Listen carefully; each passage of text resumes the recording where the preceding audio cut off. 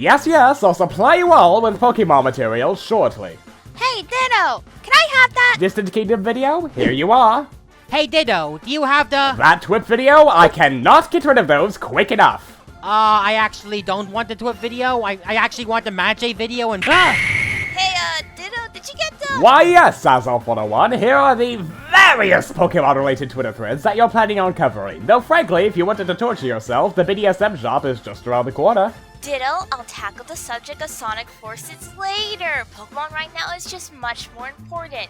Also, you kind of forgot the Yokai Watch community Twitter threads as well. I'll have it ready in 5. 5? What? Like 5 minutes? 5! Oh, okay! Wow! Why hello there, Luckster. How have you been? Better than you, apparently. Look, I'd love to banter, but as you can see, the new Pokemon games are generating a lot of controversy, and that's giving me a lot of Pokemon-related commentary material to sell. Well, I was looking for some material. Really? And here I thought you didn't like covering Pokemon-related stuff. Well, after giving it a couple more chances, I'm warming up to the idea. So, what you got? Well, there's this guy called TWIP who's been making video after video on the Sword and Shield situation, and it's to the point where they're clogging up my inventory. Oh dear. Here, I'll give you a buy one get one free discount and throw in a new Pokemon avatar for free. But I already have like 4 Pokemon. Do you want the videos or not? Okay, sheesh. Good. Now roll the intro card. I am a very busy Pokemon. You better tell me that I sparkle and my eyes are diamonds. Tell me I remind you of Marilyn Monroe. Treat me like the star of your show. If you don't, well, honey, there's the door. Now, if I can provide a bit more context for those who haven't been keeping up with Twitter recently, you may not be aware of the Sword and Shield controversy. Long story short, it was revealed that the upcoming Pokemon games aren't going to have the natural dex, which means it'll be impossible to catch every single Pokemon that has been in the series thus far. The reason for this change was so the dev team could focus more on the high-quality animations. Lots of fans weren't pleased with this decision, and this led to a lot of criticism being levied towards the visuals shown off in the trailers, and on its own, I could see where the complaints are coming from. While I don't think Sword and Shield looks bad, I do agree that the visuals are certainly off in places, and there have been critical videos of Sword and Shield that I personally enjoyed. And then we have the target of today's video, TWIP, a gaming YouTuber who used to focus more on Sonic content before the recent Sword and Shield controversy came out, and has currently made 10— OW! Are you sure you only want to cover 2 videos? I'd be happy to throw in some extras for free. Yes, I'm sure. Now anyway, he's made 11— OW! 12. Ditto! I can only cover so many videos, and throwing thumbnails at me will not change that. He has made several videos regarding the controversy, and I'll be covering a few of them. Now with that out of the way, let's start with the first video I'm hitting, why Sword and Shield aren't acceptable.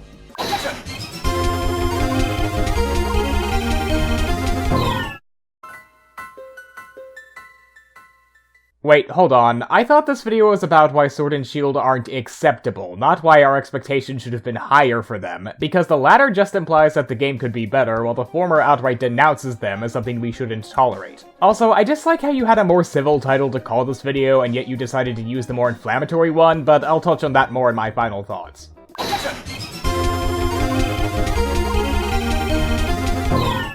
It should be nothing but a given that Sword and Shield look better than any of the portable Pokemon games before it, yet this is being used as a way to further the fact that the graphics are acceptable. Well, I'm sorry, but I don't find that acceptable at all. We should have expected far beyond this. We should have expected at least work alongside Game Freak's other HD titles such as Town, or at the very least, graphics comparable to the once Wii U exclusive Pokken Tournament, which I would argue looks a lot better than these games. Yeah, it's a different genre of game, but it's also on the weaker Wii U compared to the Switch.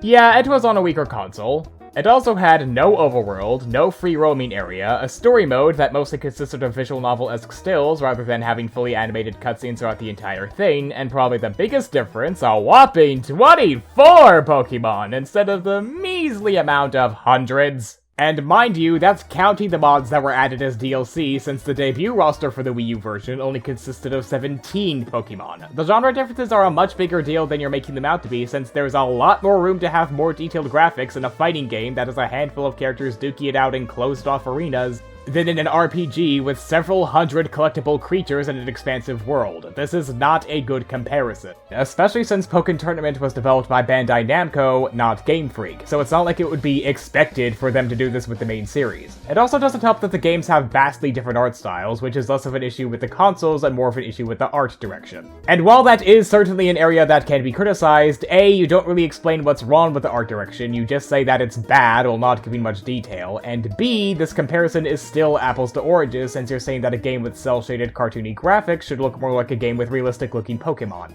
This would be like if I said Breath of the Wild isn't acceptable because we should have expected the game to look like Hyrule Warriors, even though it was developed by a completely different developer, was going for a completely different art style, and was made as a spin-off to the Zelda series, which is by definition an outlier to the franchise that isn't to be expected. Hell, I'd say the Let's Go games look better than this, though I still don't think they look great. Okay, so why do you think the Let's Go games look better? And you lost me. I guess you expected the footage to speak for itself, but I don't see where you're coming from here. Both games have a fairly simplistic art style with colorful lighting and cel-shaded graphics. The only difference I can see from the footage you've shown is that the trainer models are more chibi looking, but I seriously doubt a slight change in the game's art style causes it to look unacceptable. If there is a difference I'm not seeing here, then that's on you for either not explaining why or putting footage beside some Sword and Shield clips in order to really hammer in your comparison. I'm not expecting them to be the greatest looking games on the system. I was just expecting a polished up, pretty decent looking Pokemon game. A Pokemon game that would far exceed the graphical capabilities of past Pokemon titles. But to me, it looks far too similar to Sun and Moon that there doesn't really feel like there's a leap here, if there's a leap at all. And we have another vague statement, and like last time, I don't see where you're coming from. Even if we ignore the differences in resolutions, if you look at the footage from side to side, you can see that the textures are more colorful, more detailed, the lighting also appears to be a lot more vibrant than it was before, and if you look at the facial expressions, you'll see that they have a lot more detail in them to the point where it looks like they're actually expressing emotion, rather than just having painted on eyes and smiles. Especially in regards to the trainer model, where it was a running gag that the Sun and Moon trailer barely changed their expression, while we've already seen a variety of faces from the Sword and Shield trainer from the trailer alone. So again, I have to ask, where are you coming from here? But Luckster, who cares if he thinks it barely looks any different from Sword and Shield? That's just his opinion. Okay, I'm gonna stop you right there, Miss Strawman, because there are quite a few problems with that statement. First off, just because it's his opinion, that doesn't mean his reasoning for it can't be criticized, since his opinion is ultimately based on facts. And in this case, he barely gives any reason as to why Sword and Shield look too similar to Sun and Moon, so if he's just going to say that they're barely any different with no evidence to back it up, then I'm going to bring up differences to counter his point. Secondly, this difference would only work if he said he preferred the way Sun and Moon looked over Sword and Shield, since that would be an opinion, but here he's saying that the game barely looks any different from Sun and Moon, which is a direct statement that needs facts to back it up, because otherwise it would be like claiming that an apple barely looks any different from a dragon fruit, even though they have a different shape, color, and appendages, all the while ignoring how these differences exist because It's an opinion list. And finally, in TWIP's video defending the Sword and Shield backlash, TWIP himself said incredibly opinionated criticism wasn't useful and that the criticisms had to be based on objective facts to be seen as fair to him. Sure, if your critiques are incredibly opinionated, then I can see the frustrations, and can see how you can't expect a company to act off of that. But when a critique is almost objective, like less Pokemon thanks to the lack of the national dex, or shoddy, reused animations from past games, then I think it's all fair play. So you can't really say it's just his opinion when TWIP himself admits that you need evidence to back up your claims.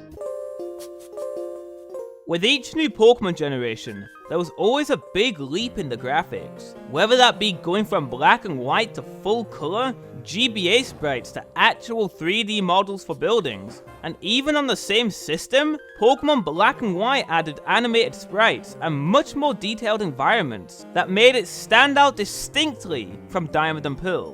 What about Sword and Shield stand out from Sun and Moon? Let's see, we appear to have better lighting, more colorful areas, more expressive trainer models. Okay, so he thinks the differences aren't that big. That's subjective. What did we just get through talking about? Sure, If your critiques are incredibly opinionated, then I can see the frustrations. I'm just saying, if TWIP's going to claim that overly opinionated criticism isn't useful, then I'm going to point out the times where his criticism just amounts to him giving his opinion on Sword and Shield's graphics without any reason to back up his claims. Especially when there are details he doesn't mention that go against his statement. Yeah, we do have the wild area, which I don't think is bad, and is perhaps the only case of this game taking advantage of the Switch's hardware, but it doesn't really look like something revolutionary.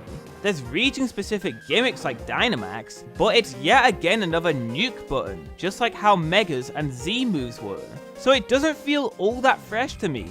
Okay, hold on. I thought we were talking about how the graphical differences made the game stand out. When did we get around to talking about the gameplay mechanics? Because you never went into detail on how the mechanics made the game stand out, and that makes your point look really flimsy since you don't provide evidence to back up your claim. But if we're going to talk about how the mechanics make the game distinct from each other, then Gen 8 wouldn't be the only generation to suffer from this. Especially since the core gameplay of Pokemon hasn't changed all that much. It's been the same turn-based battle system with a few new bells and whistles added each generation. Sure, we've had stuff like abilities and weather in Gen 3, the physical special split in Gen 4, and a new type every now and then, but with the exception of double battles, none of those drastically changed the way the battle system worked. You still only get to use 4 moves, the battle system is still heavily geared towards exploiting elemental weaknesses, and even stuff like Mega Evolution and Z moves just beef up the power of said moves and maybe change the type and ability of the Pokemon using them. So in that regard, it could be argued that, in terms of gameplay, there isn't much separating one generation from another aside from balance tweaking and features that are inconsequential to the core gameplay. Of course, this is ignoring how there are other generations that could be accused of not adding much to this formula to begin with. The only big new mechanics that were introduced in Gen 5 were the hidden abilities and the triple and rotation battles. The former wasn't all that fresh since it just gave Pokemon the option to have a different ability, and the latter were hardly utilized as well as double battles were in Gen 3, since as far as the single-player campaign was concerned, they only took place in the battle subway and a couple optional trainer battles. But I do know that that's a very personal opinion of mine. If your critiques are incredibly opinionated, then I can see the frustrations. Yeah, I'd like you to keep this clip in mind every time TWIP brings up how something is his personal opinion, because it really hurts these videos in hindsight. There's no new art style here. Maybe there's a bit of cell shading, but that's about as much different as I can gather. But that's basically nothing. Again, Sword and Shield wasn't the first game to reuse an art style from previous generations. Literally the only difference between Gen 1 and Gen 2 was that one was in color and the other wasn't. The sprite work and designs were still very much of the same ilk. It can even be argued that Gen 7's art style didn't change that much from Gen 6 either. Sure, the trainer models are used for the hub world instead of the chibi models, and the buildings have been scaled up to accommodate for that. But as far as the art style goes, the color scheme, character design, and effects don't look all that different. If you don't believe me, take a look at the way the battles play out in comparison to Sword and Shield's battles, and tell me which one looks more similar to the other. But Luckster, those games are on handheld devices. It seems pretty obvious that TWIP expected a bigger difference in graphics since they're going from the 3DS to the Nintendo Switch. That would be a fair point if TWIP didn't immediately follow up his argument with this. Bottom line is, nothing about these games feel distinct at all. And it's the first time in the series that this has actually happened. Oh. You see, if TWIP's argument was just, Pokemon needs to step up their game in regards to graphics, I would be okay with this point, but TWIP's not arguing that. He's talking about how Sword and Shield are the only games in the franchise that don't stand out from their predecessors, all the while ignoring a lot of similarities that previous generations shared with each other, which in turn turns his argument into a giant double standard.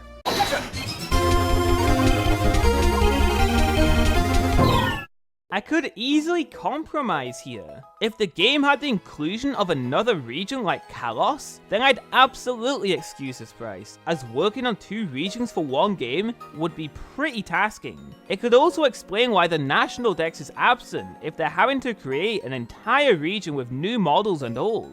Of course though, I don't actually see this as being a genuine potentiality, but it's always nice to dream, isn't it? Then why was this worth bringing up? It's not like there's any basis to this theory, since the last Pokemon game that did this was Gen 2, and that was over a decade ago. And even then, if there was a basis for this, it would completely go against the thesis of your video. I get that bringing up counter-arguments are a thing, but you don't provide any rebuttal to strengthen your argument. You just go, oh, it'd be nice if they did this, which on its own adds nothing to the video. From what we've seen so far, I don't see how the amount of content in this game differs from that of Sun and Moon, making the price point feel a bit unacceptable to me. This doesn't seem like a fair comparison, because by the time TWIP's video came out, we only had 2 trailers for Sword and Shield. Even if we ignore how badly this point aged in hindsight due to the new features that were showcased in the more recent trailers, was it really a good idea to claim that Gen 8 wouldn't have more content than Gen 7 when there were only 2 trailers worth of content to show off? I mean, Sun and Moon didn't show off all it had to offer within their first 2 trailers, so why are you acting like these trailers are fully indicative of the game's content? Yes, we don't have the national dex, and yes, that does tell us there will likely be less Pokemon than usual, but for the game as a whole, it's rather presumptuous to assume that the game's content would be on par with Sun and Moon from the first 2 trailers alone. I've got better things to do. There's of course the fact that Game Freak have such a high budget that they could easily hire new people, but it seems like they haven't done that too often in the past. So I wanted to keep things as realistic as possible, even if it should be incredibly easy to hire new people to do the work that they can't. But what can you do? And this is another recurring problem throughout TWIP's videos, where he acts like hiring people to work on a big-scale multimedia franchise is as simple as waving a magic wand and saying you're hired. Pokemon is a multi-billion-dollar franchise. Surely they have some cash to spare.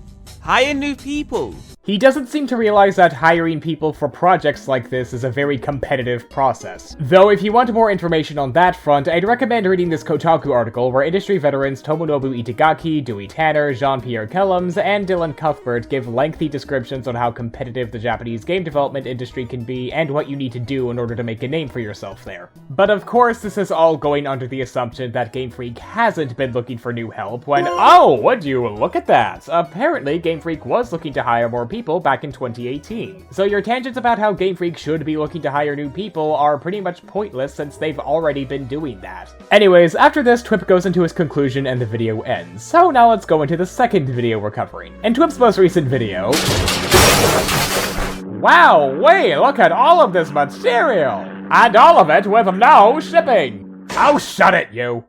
In what was his most recent video during the time of scripting, TWIP was able to play a demo of Pokemon Sword and Shield at the Hyper Olympia anime convention in London, and to say TWIP wasn't impressed with it is an understatement, since he made a video about his experience titled, "It's Worse Than We Feared." Keep both of those tidbits in mind going through, since both of those things will come back to bite him. I've got better things to do. As I expected, the visuals weren't that great. While the in-game battles don't look too shabby, it's the overworld that really falls short of a Nintendo Switch game. The low 30 FPS combined with the minimalistic looking graphics gives this game a cheap feel. So, are we going to ignore that there are critically acclaimed Nintendo Switch titles that run at 30 FPS? Breath of the Wild, Mario + Rabbids Kingdom Battle, Xenoblade Chronicles 2, the Pokemon Let's Go games, or even games with a customizable framerate like Fire Emblem Warriors. That's around 5 or 6 publicized Switch titles that hit 30 FPS.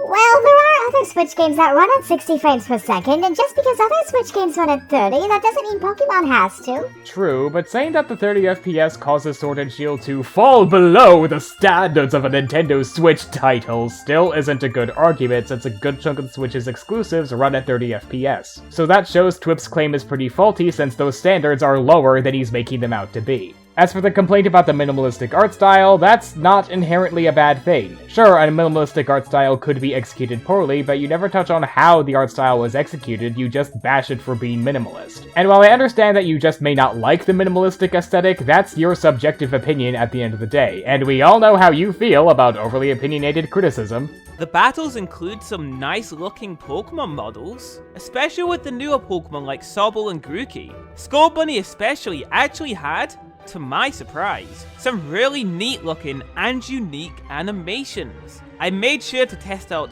every Pokemon with every possible move, and Skull Bunny was the one that definitely stood out to me the most. So the Pokemon have a lot more animations than we previously thought, which would give more credence to the idea that Game Freak's putting more effort into the game than what was initially theorized. Yep, clearly looking worse than we feared. Oh, the humanity! Oh, chill out, Luckster. It's only the first minute of the video. He probably brings up more negative aspects of the demo later on. I'll hold you to that, darling. Is it too late to take that back? Still, As you've all seen, many of the animations were reused from past games. Some work, some don't. It's kind of a mixed bag. Okay, so ignoring how you don't show footage from the demo to prove your point, and instead continue to show the slowed down trailer footage, how do the reused animations not work? Is it that hard to explain? I'll touch upon game performance in a bit, but for the most part, I wasn't surprised by the lacking visuals. From what I could hear from the music, it was pretty standard. The trainer battle music is the weakest I've ever heard in the series. TWIP, there's only so many times I can say, explain your reasoning please, before my video becomes commentary material. And the gym theme sounds too identical to past versions. Nothing stands out about it. Well, I'm glad you finally gave a reason as to why you dislike the song, but unfortunately this could be applied to every gym theme we've had in the series so far. All of them have a leitmotif that gets remixed with each passing generation.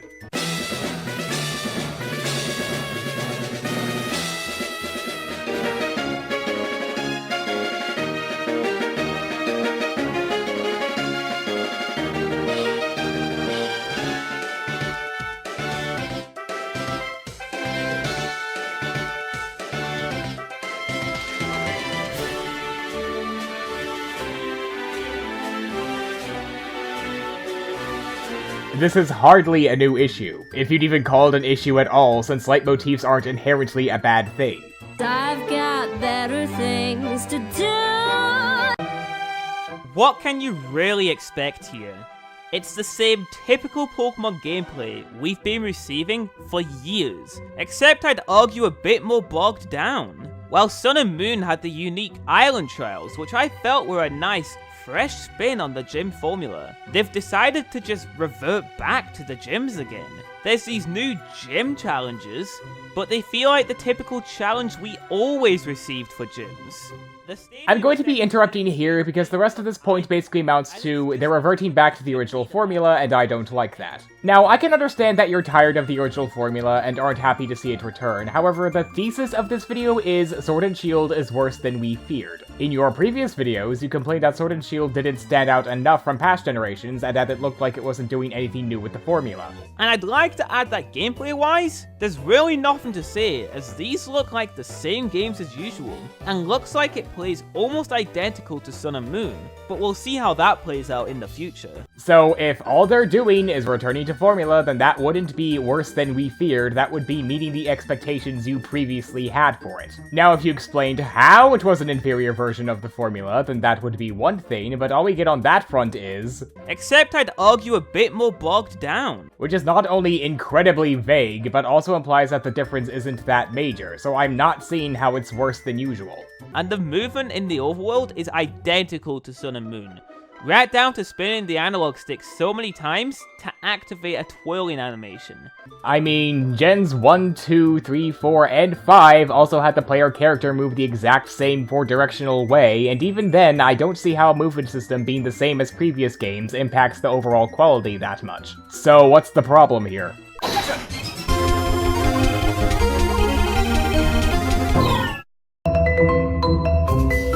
I know people are gonna hate me for this, but out of everything I played from Sword and Shield, the performance was something I was keeping my eye on. X and Y and Sun and Moon struggled in this department majorly, and I wanted to see how well or how poorly Game Freak had optimized this for the Switch. And sadly, it ain't looking too good, Chief. A very weird performance dip I noticed straight away was when you battle a trainer. It shows your trainer and theirs, and this screen chugs, as if the game can't handle loading 2 animated NPC models at once. TWIP, are we looking at the same footage? Because I don't see any lag there at all. I guess you could argue that's because it was recorded from a camera and therefore wouldn't be as noticeable. However, I'd counter that by saying if it was really that big of an issue, then it should be noticeable from off-screen footage. Because if I can barely see how this game chugs at all, then that leads me to believe that these alleged frame rate dips are minor at best or non-existent at worst. I find this to be, honestly, pretty embarrassing. And if they couldn't even get this to run properly, how telling is this for the rest of the game? Oh no, the frame rate dipped for a bit. Guess that means the game's automatically gonna be poorly optimized. TWIP, minor frame rate drops are nothing new for video games, especially on the Switch. Breath of the Wild, Fire Emblem Warriors, and the Pokemon Let's Go games all had times that the frame rate dipped, and yet the performance was still passable throughout most of the game. But if I can bring up a more specific example, Mario + Rabbids Kingdom Battle had a near perfect 30 FPS frame rate most of the time, but there are still a couple moments where it dips when the camera changes around to get a closer look at the action. Just because there are minor frame rate dips, that doesn't mean it's doom and gloom for the game as a whole. The game lags for a bit when Dynamaxing a Pokemon, and as mentioned before, the 30 FPS does not do this game any favors. Moves in battles also sometimes pause before they come out, and I find that especially strange that Game Freak couldn't optimize that properly. Again, these are extremely minor issues that I'm not noticing from your footage and don't seem to have a huge impact on the core gameplay, if any. Even if these issues you brought up are true, do the Dynamax battles still function decently? Do the animations for the moves happen relatively quickly? If so, then why does it matter if there's a bit of startup lag? You could argue that it's a minor pacing issue, but the key word there is minor, as in something that isn't a big deal. As you all could have guessed, my experience with these games wasn't so great. Not only that though, I was surprised at just how many of my concerns came into fruition here, and that's really upsetting to see. I was hoping to be possibly surprised, but other than a few animations and battles that I got a kick out of, nothing here surprised me, pleased me, and most importantly, impressed me at all.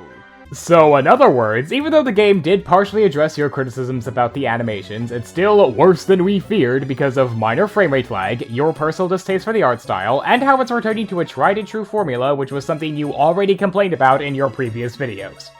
I'm not convinced. I hope this doesn't affect your canon, Luckster. Okay, fine, I'll cover one more video. So another new trailer for Pokemon Sword and Shield seems to have released, and surprise surprise, TWIP had more issues with it. With that shocking twist out of the way, let's see if I can finish this before someone throws another thumbnail at me. I've got better things to... Actually, before we get into the main portion of TWIP's video, I'd like to play a few bits of his opening statement here, just so you have a good idea of what his main complaint is. These games look identical to Sun and Moon. No, I'm not just talking graphically, I'm talking about the entire setup of these games. It's one thing for a game to fall short graphically, but to fall short in every other department? That wouldn't help these games whatsoever. I want an original, fresh experience when jumping into these games. Keep those three statements in mind, since I will be coming back to them later. There's two very specific characters in these games that instantly reminded me of their previous incarnations. Well, it's just uncanny just how similar they really are. Let's start with Hop, your newest rival and next door neighbor. Comparing him to Hao, I just can't believe how similar Game Freak made these two characters. Both start with the letter H, both have 3 letters. I know this sounds like an extreme reach, but bear with me for a second. Both sport very similar design quirks, both are related to early major characters, both have that same upbeat persona, and both use those exact same animations. Alright, so ignoring the ones that you admit were an extreme reach, let's go over the list. Both sport very similar design quirks.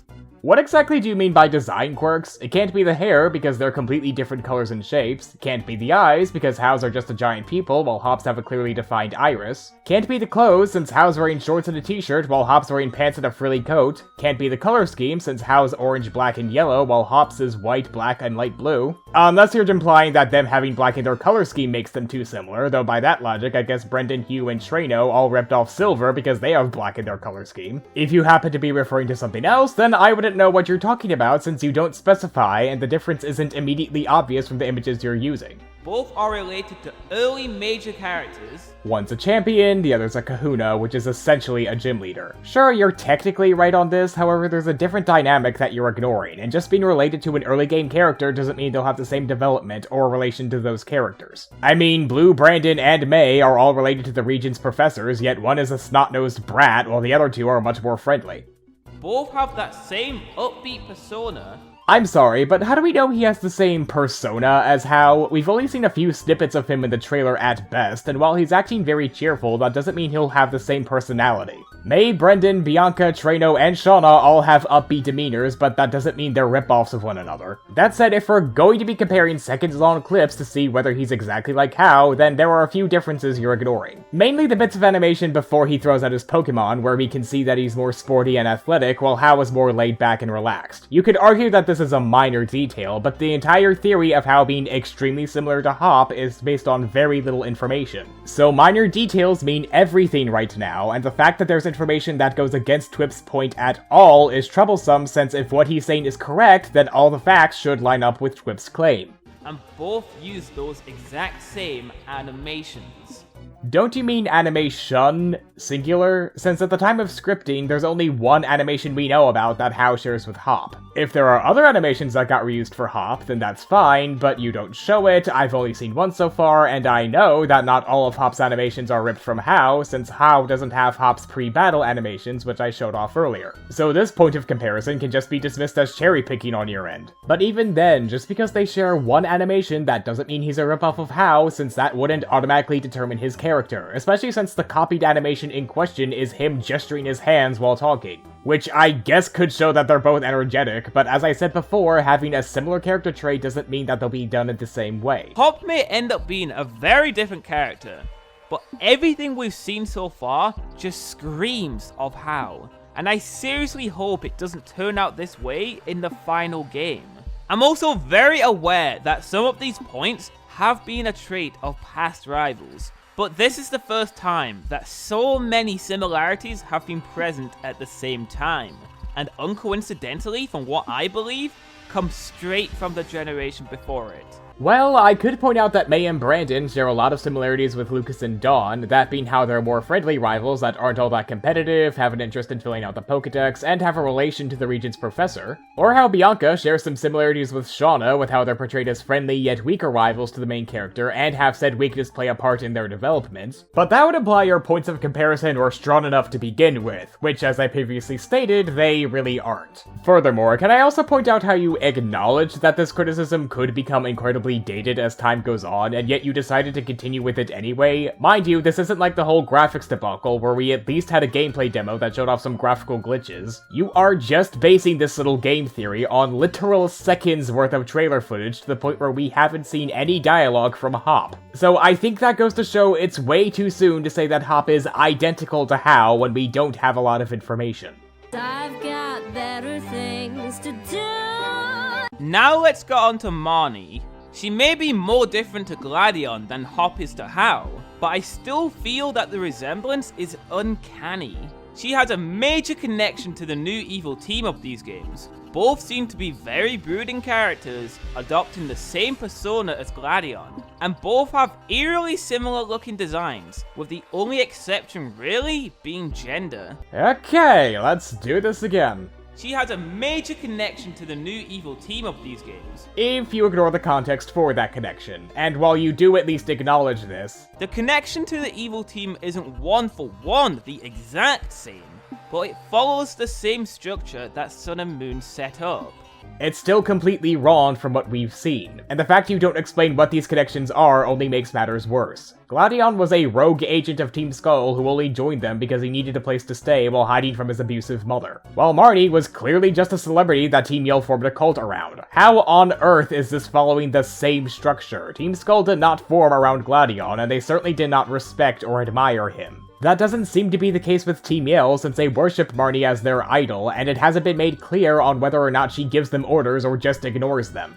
Both seem to be very brooding characters, adopting the same persona as Gladion. Yet again, you appear to be ignoring how they look brooding in different ways, since Gladion is constantly shown to be a little ball of rage and angst, while Marnie is a lot more calm and just overall done with everyone's nonsense. I'd hardly say that this is the same persona, especially since we haven't seen much of Marnie's persona to begin with. Unless you're trying to say that the fact they're downtrodden characters in general makes Marnie a ripoff of Gladion. But as I said earlier, having a similar characteristic doesn't automatically make a character a ripoff. and both have eerily similar looking designs, with the only exception really being gender. What about these designs are too similar? Just from these two images alone, Gladion isn't wearing a pink dress, he doesn't have ribbons in his hair, he doesn't have a choker, he's not a brunette, he is also wearing a hoodie and torn clothes while Marnie is wearing a leather jacket with pearls on it. How on earth is the only difference gender?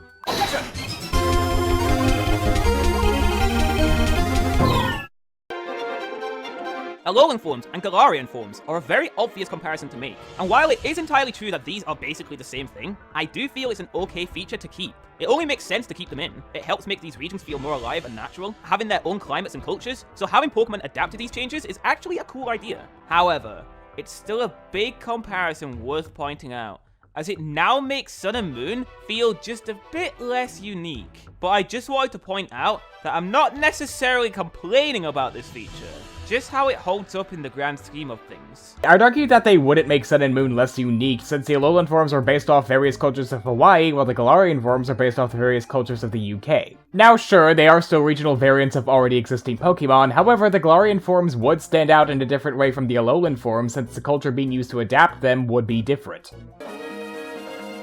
Sun and Moon presented us with Island Trials, a replacement for gyms that gave players new challenges for each trial, facing off against a totem Pokemon at the end before facing the island's kahunas. And guess what? The new gyms in Sword and Shield have adopted this almost exactly.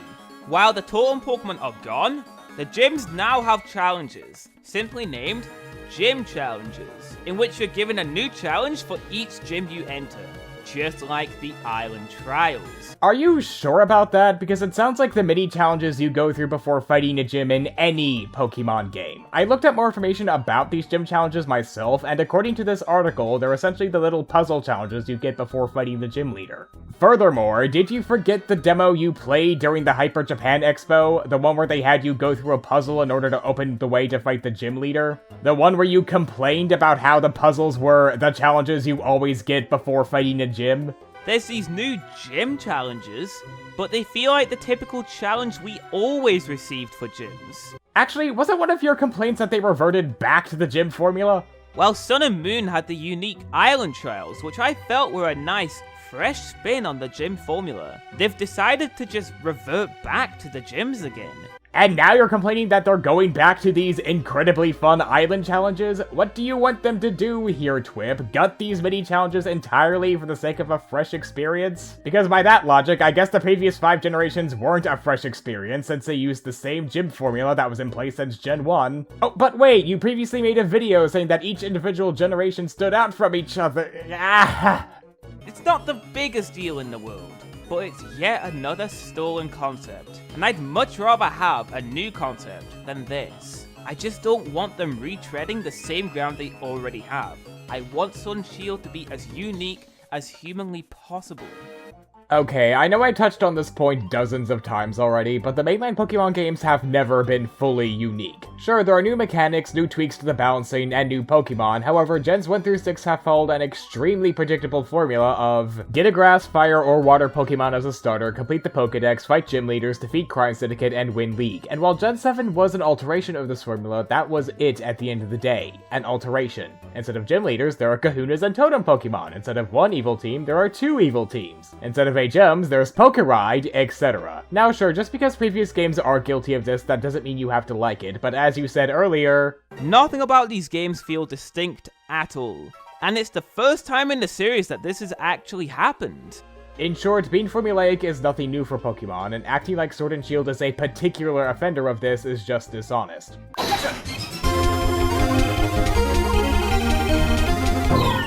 Add all of these points together, and I think it becomes very clear what these games are doing.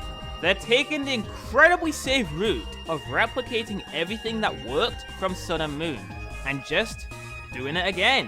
While trying to fix something that isn't broke isn't a bad route to go, it is going to lead to a much less unique experience. And I firmly believe that this will impact the overall quality of Sword and Shield. Guys, I'm not saying the lack of originality is a bad thing, but it could impact the quality of the games. which would therefore make it a bad thing. Mind you, this is ignoring statements like these. I want an original, fresh experience when jumping into these games, but it's yet another stolen concept, and I'd much rather have a new concept than this. Which heavily imply that you don't like Game Freak reusing tropes from Sun and Moon. Oh, but no, it's not a bad thing. Nope, no negative implications whatsoever. But on a more serious note, I'd like to point out the main problem I have with this video in particular, namely how TWIP acts like just because they're reusing a mechanic or trope from Sun and Moon, that they can't put a unique spin on it and make it stand out. Like how the Galarian forums have unique variants of Pokemon based on the cultures of the UK as opposed to the cultures of Hawaii, or how Gladion and Marnie appear to have a completely different dynamic with the evil team. He just says they're similar and treats the lack of uniqueness as an inherent problem to the franchise as a whole. Now, before I end this little show of mine, I should probably mention that I have seen the video where you apologized for uploading so many negative videos on Sword and Shield. And for those confused about the video's thumbnail, don't worry, that's just there for satire. However, my problem wasn't that you made so many of them, or even the fact that they were negative to begin with. It was more of the clickbaity way you presented these videos. In your video, debunking the worst excuses for Sword and Shield, you said that you don't think the game will be flat out bad, but rather mediocre. While I've bashed this game to hell and back, I by no means legitimately think that the game on its own is going to be downright bad. However, this idea rarely comes across due to the way you present your videos. If any outsider were to look at your channel and see videos like why Sword and Shield aren't acceptable, why you shouldn't defend Sword and Shield, why Sword and Shield are beyond saving, it's worse than we feared, then that doesn't give the impression you think the game is merely mediocre. It gives the impression that you think it's the new coming of the Antichrist due to how bombastic your language is. On that note, you also say that people should be civil when debating about Sword and Shield. Give me all of the backlash in the world. I don't care. But please, for everyone's sake, respect each other fairly.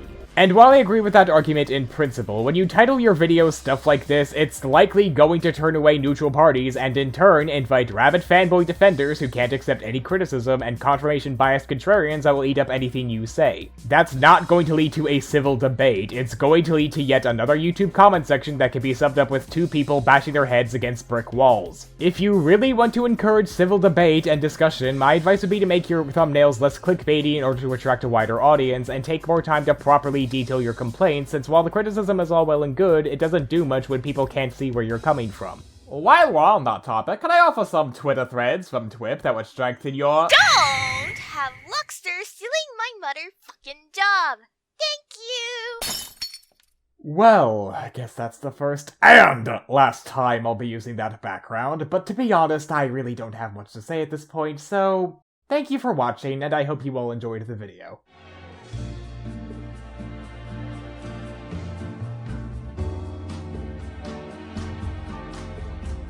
Fly me to the moon and let me play among the stars. Let me see what spring is like on Jupiter and Mars. In other words, hold my hand. In other words, darling, kiss me. Fill my heart with song and let me sing forevermore. You are all I long for, all I worship and adore. In other words, please be true. In other words, I